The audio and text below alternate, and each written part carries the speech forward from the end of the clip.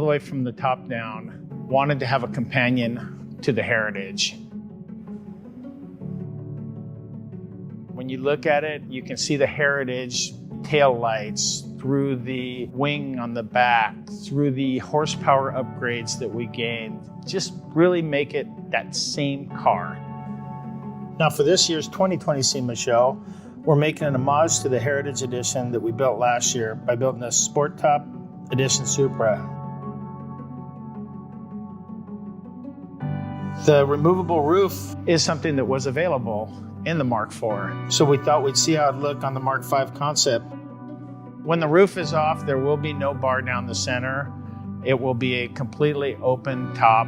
See, with this curvature here, we'll have to put a piece in, another piece in here, and then it'll come straight down onto something we build here.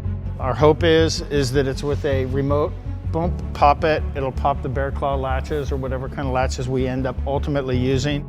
And the reason we're doing it in two pieces is so that we can make storage for those two pieces in the trunk of the car. When it comes to SEMA, you're usually one and done. But we had no idea we were going to do a second Heritage Edition. This is one time where it would have been nice to scan all the parts and have everything laid out so that we could just basically send the files over to somebody and say, reproduce this. Biggest thing too was to keep the flow and the shape of the car as natural as possible. The back line, we wanted to keep it up with this rear quarter window, come off of that so it kind of gives it the same look. This piece right here is a body molding, and it's going to be important that we keep that. When we make the roof out of composite, these two pieces should stay original, and this piece will have something built into it to keep the flow again. We will need to build way more structure into the bottom of the car because it won't have the roof to hold it and contain it as a box when you're driving without the roof on it. That piece up there in the headliner is pretty important, and we're going to do what we can to keep that piece into it. The goodies, the aero stuff on it all the way back, you can just see the corner of the diffuser there, the Heritage wing.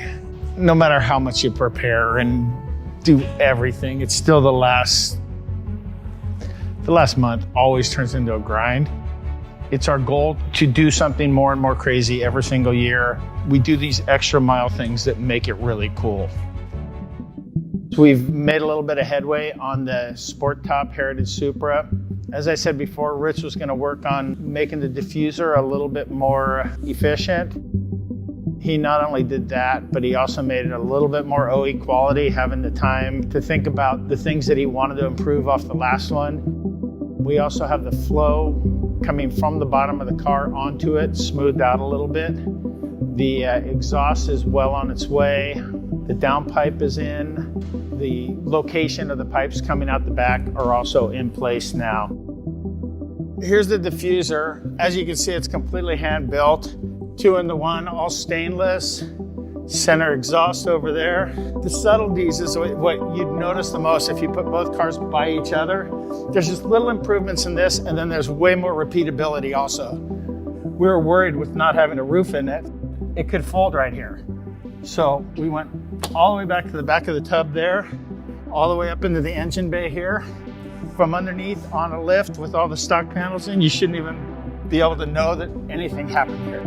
We've also done a lot of conceptualizing on where to cut the roof. Way more complicated than we thought in the beginning. The day we cut the roof off this thing is the day we can't turn back. So cutting a roof off a car is not uncommon in what we do, but usually we're putting it back stock the way it was. We're not worried about it. Cutting a car and making it something it wasn't is not something that we've done. So it's gonna be very interesting, like I said, to be a part of this, cut the top off and see what happens. I think we're all a little on edge to know what is gonna happen when it happens. We brought the Supra up to the shop yesterday, get it all prepped, get everything ready because today is kind of red letter day. Steel was a little harder to cut through than I expected. We tried with a air saw first. We got nowhere real fast. We were 20, 30 minutes into it and it only moved the line about 1 inch, and I'm like, oh no, this is going to be a lot harder than we both thought it was going to be. The fact that he reacted the way he did and said, all right, let's try something different. I love that. I love working with people like that who aren't so locked into their box. 10 minutes later, we're halfway done. I think it's an iconic thing for the car to have a removable hardtop.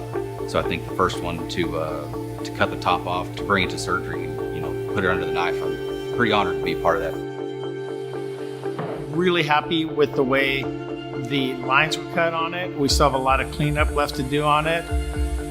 Obviously, it's a work in progress, but man, oh man, it feels good to be able to actually see what it's going to look like in 3D instead of on a rendering. I'll probably sleep tonight. Been stressing a lot about this with regard to cutting out a huge part of the structure of the car. I hope that everybody else loves it as much as I do already. To use a baseball analogy, we're in the 7th inning stretch right now. We just got it back from paint, so this is where we are right now. We honestly thought in the beginning that we would be cutting the top out and then using that same top as a piece to fill the gap. When we cut it off, we realized that that wasn't going to work. It's just not meant to be put back together again. And as it turned out, we ended up 3D printing it. We received these panels. The one showed up, had kind of a couple cracks in it and stuff, so we had to fix those. We're in the middle of fixing this one and also fitting them to the car. Go. It's seated pretty good. I mean, it's close to about 3/16 of an inch or so to get that thing to come in and really be happy with where the overall fitment, I think, is.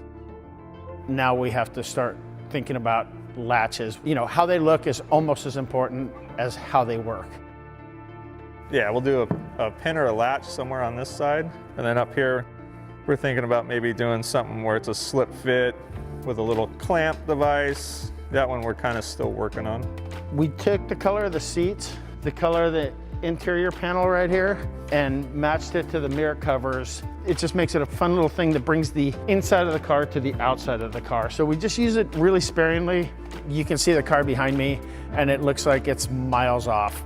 Everything has been test fitted. It's gonna look like a completely different animal once we get the wheels, tires, brakes, suspension, lap.